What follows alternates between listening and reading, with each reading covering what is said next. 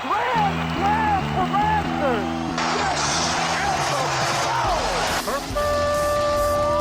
It's time for Blessed to Play on EWTN Radio, uncovering the role that faith plays in the lives of sports professionals from around the country.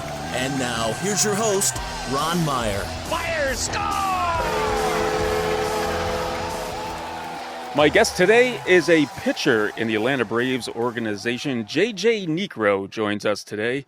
He comes from a long history of professional baseball players. In fact, his late father, Joe Niekro, pitched in the major leagues for a long time, and his uncle, Phil Niekro, did as well. And if that's not enough, well, his brother, Lance Niekro, played for the San Francisco Giants in the major leagues as well. We'll talk a little bit of baseball, about his career, and also about what drives him to be the man he is today. He's a character-driven athlete. I'd like to welcome JJ Niekro to Blessed to Play. JJ, welcome. Thanks for having me, Ron. I'm really excited to discuss my career and the spiritual life as well. Yeah, this is going to be interesting because you have such a background. Baseball's in your DNA. Let's put it that way. And you come from, obviously, a great baseball family.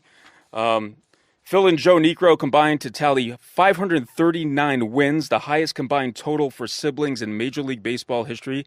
And they were known for the knuckleball. And there's a lot of people who could throw the knuckleball, but they can't control the knuckleball. And certainly Phil and your dad, Joe, did just that.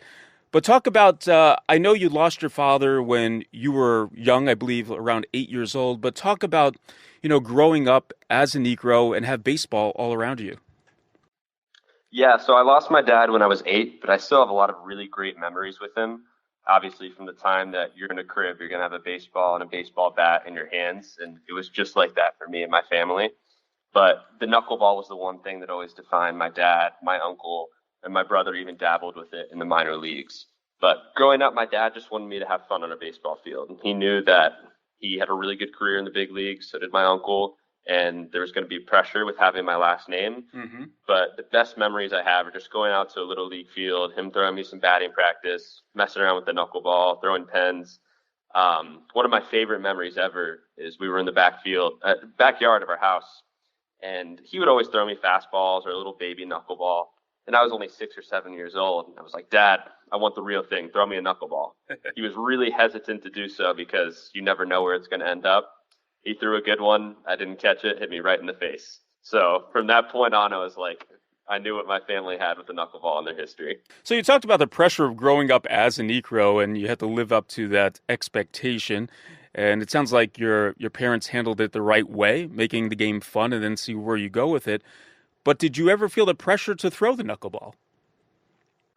I wouldn't say I felt pressure. Everyone always asks naturally with the last name of Niekro, but honestly, I just felt more pride. My dad and my uncle never forced anything upon me, especially my dad, since I was with him every day and him being my father. And they really just wanted me to have fun. So coaches, everyone would ask me. My dad did show me the grip. But he said, you do you be the person that you're meant to be on the baseball field and off of it. So he let me throw my fastball, my curveball, my changeup, and even before games, we always mess around with the knuckleball. But I would say it's more of a pride thing, and it always starts cool conversations with friends or with coaches. All right, let's talk about your time in high school. I mean, you went to Jesuit High School in Tampa. You played 4 years of baseball. You posted a 4-2 record and 2.60 ERA. You had 31 strikeouts as a junior, but you this is where you formulated, I would say, your competitive desire to play baseball. But talk about those times at Jesuit, not only forming you as a player, but a person as well. Yeah, so one of Jesuit's mottos is absolute excellence. And Jesuit High School in Tampa is one of the best high schools in the country, academically, athletically, and spiritually. You're going to be formed as a man in so many more ways than you can imagine there. Mm-hmm. Especially athletically. You see at a lot of other public high schools or even other solid Catholic high schools that people can play baseball, they can play basketball and football. At Jesuit, you really have sports specialization because everyone is so good. And their baseball program is ranked consistently in the top 5 or top 10 in the country every year. So I had all the Florida State guys in front of me, the Florida guys in front of me, the Vanderbilt guys in front of me. I ended up going Division II to Florida Southern to play for my brother. And it really gave me the sense of, okay, I may not be the best in the team now, but I'm going to do everything great in the little details. If I win this little detail, if I have a good game of catch today, If I have a good class, a good grade on this test, every little thing matters. And I think that bled straight into the classroom because we had just as a competitive environment on the field as we did in the classroom. Everyone was seeing who could get the higher score, who could have the most strikeouts in a game, whatever it may be. But I learned how to really balance that competitive desire with how to be a better man. Because Jesuits' motto is absolute excellence, but it's also for the greater glory of God, ad maiorem Dei gloriam in Latin. So balancing those two things out really gave me the desire to be great, but also to care for others and prioritize God first in all that I do. Yeah, when we talk about greatness, we're talking about magnanimity. So it's desire to do the will of God to the best of your ability. And you're also the recipient of the Al Lopez Man of the Year Award as well, the Heart of the Tiger Award while at Jesuit. So you took this to heart, obviously, and then you decided that, you know what, I want to play some more baseball. So there's this guy, Lance Niekro, who's coaching at Florida Southern. You may have heard of him, and you decided to go that route. Talk about the recruiting process and ultimately why you wanted to play for your brother at Florida Southern. Yeah, so at Jesuit, you definitely garner a lot of attention, whether you're a good athlete or a great athlete, just because of the environment that you're in. And I would say I was good. I wasn't great yet at that point, and we're obviously always becoming great, that magnanimous mindset, as you mentioned. But Lance reached out to me my junior, senior year. He kind of gave me time to go over the options that I wanted to do. I was really pursuing Catholic school at first, and I was looking at Boston College, St. Joseph's in Philadelphia. But I knew that I wanted to stay in warm weather, so I could be close to home. I could play baseball all year round, and I could be around my family and friends, and they could come see me play. So it really was a no-brainer when he offered me a scholarship, and I knew I'd still have a really strong sense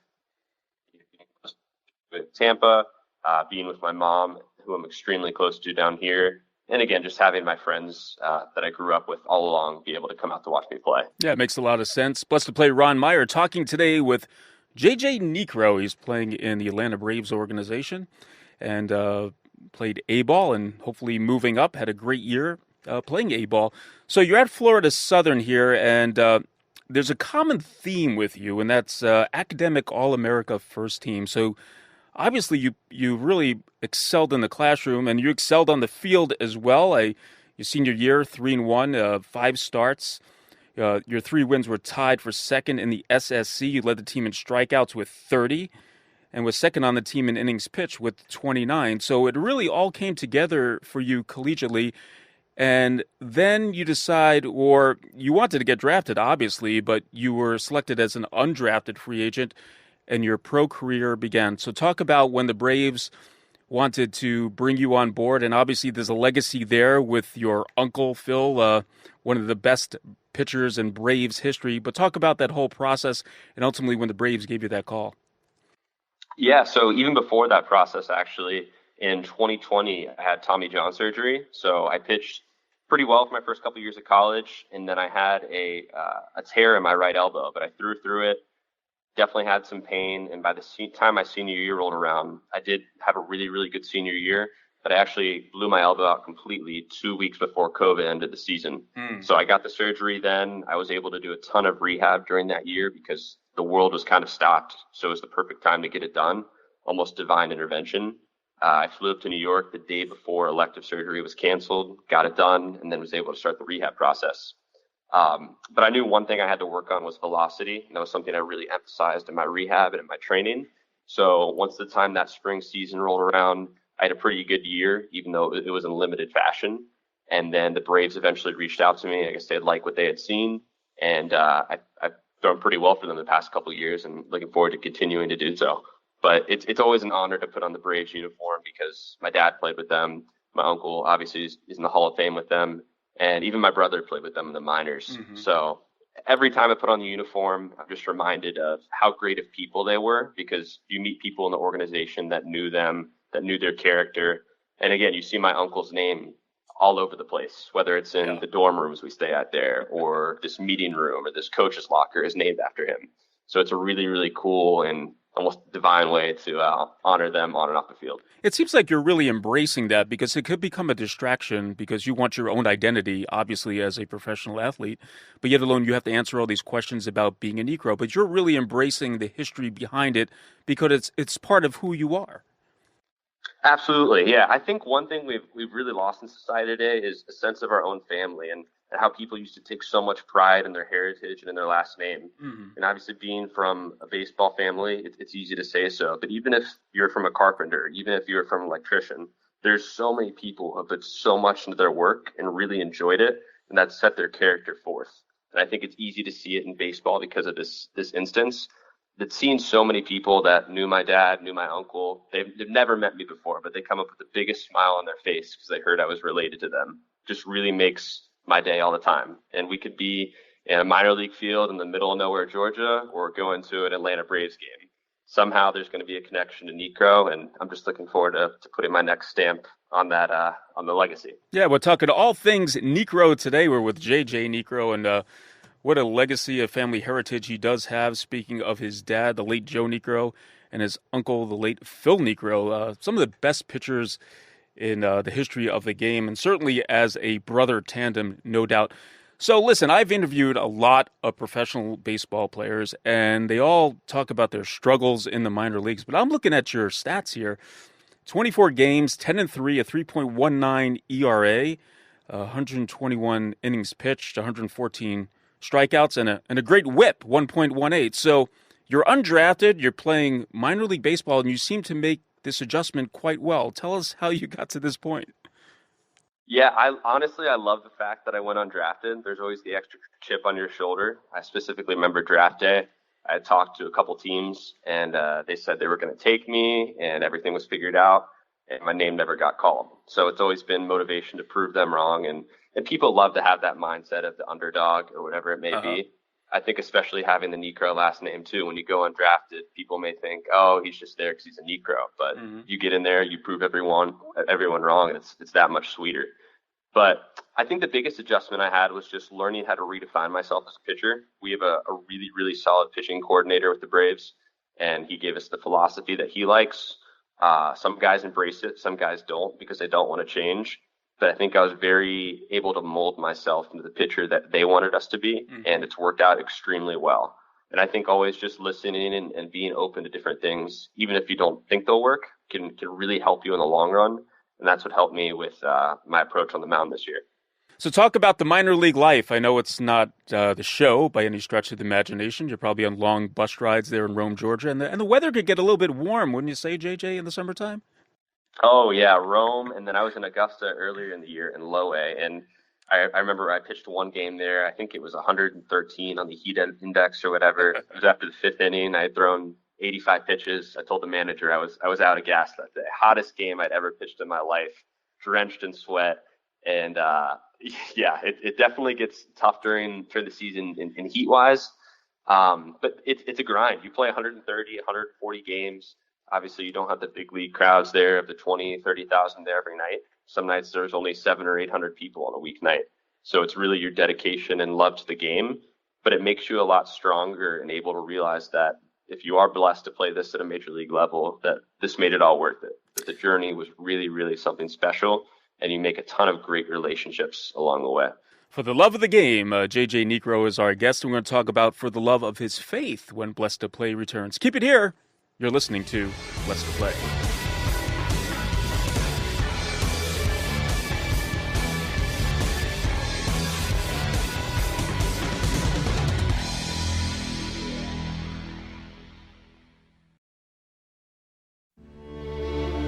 Lord Jesus Christ, who are called the Prince of Peace, who are yourself our peace and reconciliation, who so often said, "Peace to you," grant us peace.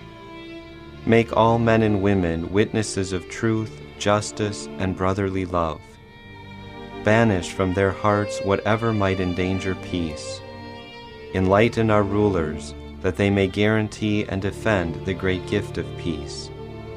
May all the peoples of the earth become as brothers and sisters. May longed-for peace blossom forth and reign always over us all. Amen.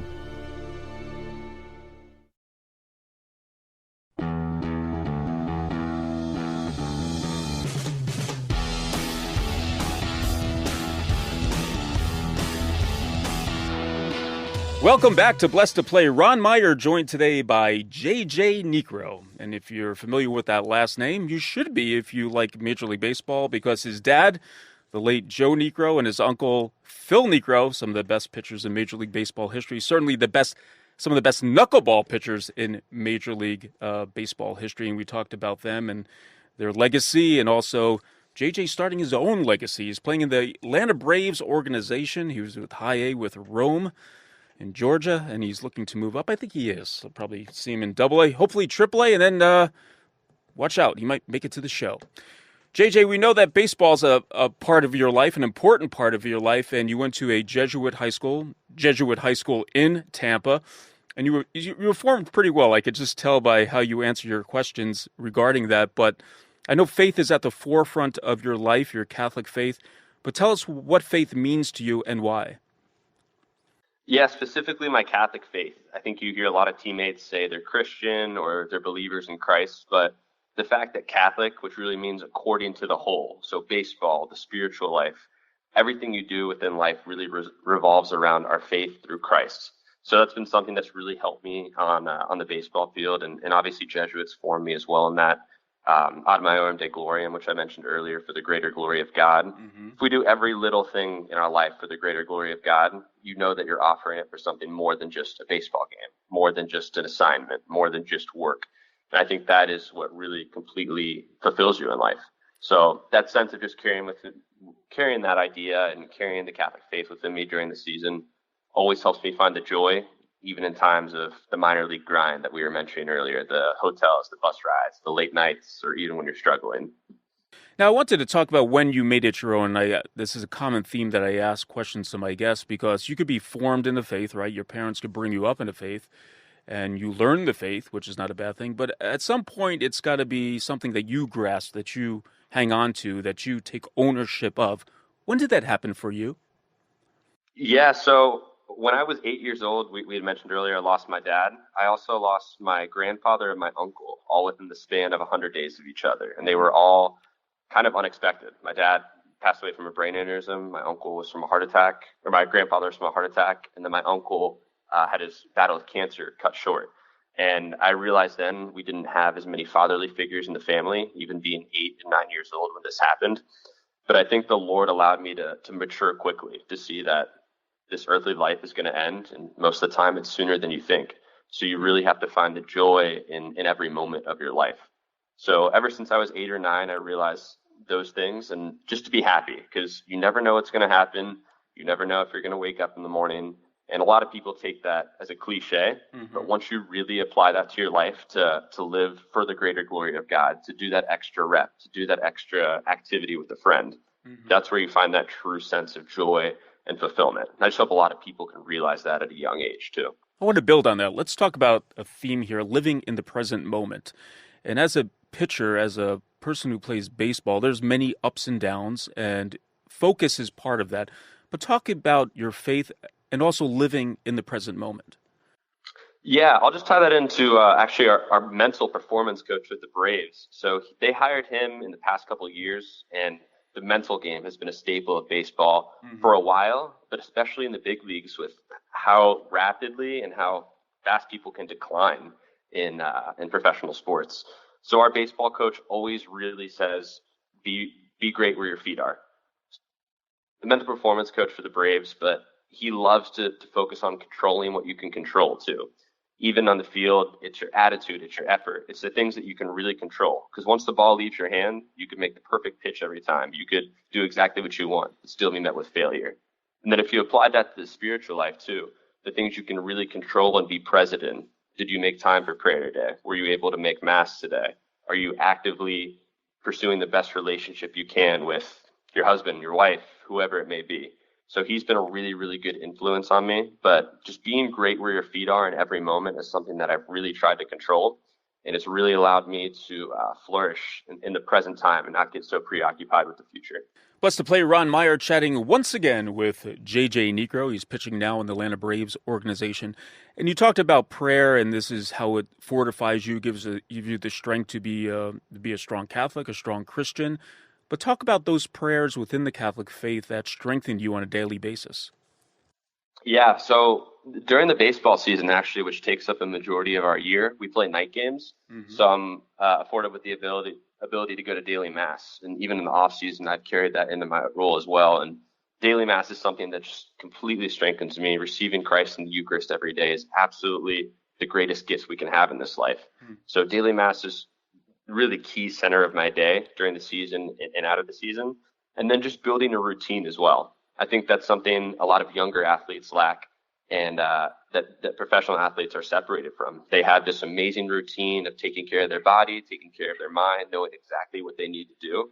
But I think the one thing a lot of people neglect is their soul, because we're always trapped in social media. We're always on to the next thing, always constantly in a busy schedule.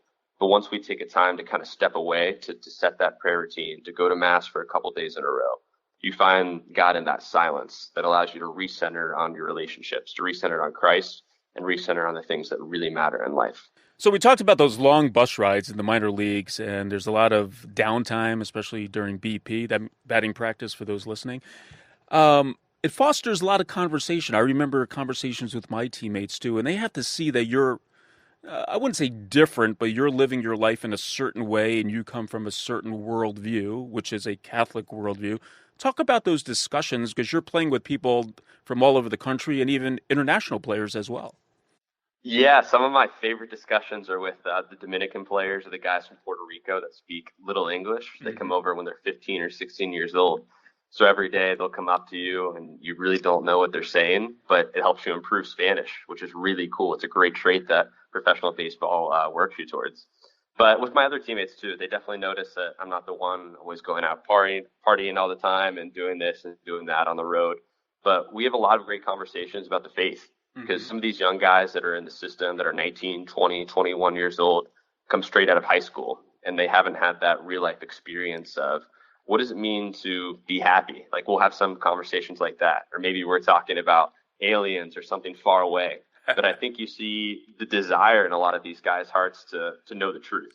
And it's fun. I always try to tie it in, like I said, if it is with aliens or conspiracy theory, or if we're talking about movies, there's always some theme of Christianity and especially Catholicism that rises up, because they want to know why I'm always the joyful one too. Even when guys are slumping and they're not playing well, they're always met with a certain joy, or at least I try to bring a certain joy in the locker room, the joy of Christ to them. What most surprises you about the professional game, the professional life of an athlete? Yeah, I would say it's just the schedule, how really, really rigorous it is, especially baseball too, because if we have a 7 o'clock game at night, people think you probably get to the field at 4 or 5, you stretch, warm up, and you're ready to go. But usually for a 7 o'clock game, I'm at the field at 1:30 or 2. We have to be there if you're watching video, if you're meeting with the pitching coach, you have to go out and stretch and throw earlier. You have to stand through batting practice, which is extremely boring from time to time. But then you get out at 10:30, 11, and then it's wake up, repeat, do it again. And you're doing that for 6 or 7 months away from your family in a foreign place. And once you start to struggle, that really puts a lot of effect on you, because you think there's so many other things you could be doing with your life. Am I going to get cut? Am I going to make it? So there's a huge mental game to play within it. Now, downtime, a diversion, you have to get away from the game at some point and just, do things that are fun or be you. So what is JJ Niekro to do just as a diversion to get away from baseball? Yeah, so a lot of my teammates love to play golf on Mondays, which is our off day. Yeah. Since we're always out in the sun every day, I'll play occasionally, but I've been blessed with the chance that my family has actually lived by the teams that I've played with. So the family I normally wouldn't get to see when I'm down in Florida in the off season, I usually go to their house during the day. I go to the pool. I'll go fishing with my uncle. So we love doing that. And that there's ever like a basketball court around, just love being outside, playing basketball, going on hikes in the woods with my family, and then reading. So I love to read philosophy, theology, some of that pretty intense stuff that I got from Jesuit. So always something to explore, to work on, but there's always a different way to find God. And I think that's the one thing I've really found in baseball too, in that schedule and in that downtime, that the Lord's always calling us to do more and to do more for him and through him. So you've been through this process. You went through high school, you went through college, and ultimately now you're playing professional baseball. What would be your advice to someone who is in your position, has a talent, and they want to run with it, so to speak? What is the right perspective to have as you go along this process? Yeah, I think there's two things. The first goes back to control what you can control. Everyone always compares themselves to others, and they say comparison is the thief of joy. Once you start to compare yourself to people on Instagram or Twitter, you really get into trouble. Control your attitude, control your effort, control how much you can research online to really further your game and better your sport. And then one thing that really helped me with Jesuit is actually the Jesuit Examen. So it's their version of the examination of conscience. Basically, at the end of every day, you kind of go over your day, place yourself before the Lord and say, how could I have done this better? How could I have done this to grow closer to Christ? And specifically from just a baseball standpoint too, we do this with our mental game, with our mental performance coach. He preaches something called 1424. 14 minutes and 24 seconds is 1% of a day. And if you really want to dedicate yourself to get better at one thing every day, spend 1% of the day doing it. So if you have a good workout, if you have a good throwing session, a good game, go back and reflect on what made that good, what made it bad, and how can I improve from here? So you have a tangible standpoint of how to keep getting better. Yeah, love the advice. Well, JJ Niekro has been our guest, certainly living that Jesuit motto, a man for others, and doing a bang-up job on the baseball field as well. JJ, thanks so much. I really enjoyed this, talking all things Niekro, but about your career as well, but the hope within you, which is very important. We'll look out for you, and hopefully we'll see you at the show. Thanks so much for joining us here on Blessed to Play. Thank you, Ron. I appreciate you and all your work. Have a good one. Hey, Blessed to Play fans, check us out on the web at blessedtoplay.com. That's blessed2play.com. You can like us on Facebook and hit us up on Twitter at Blessed to Play. For JJ Niekro, I'm Ron Meyer. We'll catch you next time right here on Blessed to Play. You've been listening to Blessed to Play with host Ron Meyer on the EWTN Global Catholic Network. If you have a question or comment about today's show, feel free to email us at info@blessedtoplay.com. That's blessed, the number 2, play.com. You can also connect with the show on the web at www.blessedtoplay.com. Again, that's blessed, the number 2, play.com. Join us again next time for Blessed to Play on the EWTN Global Catholic Network.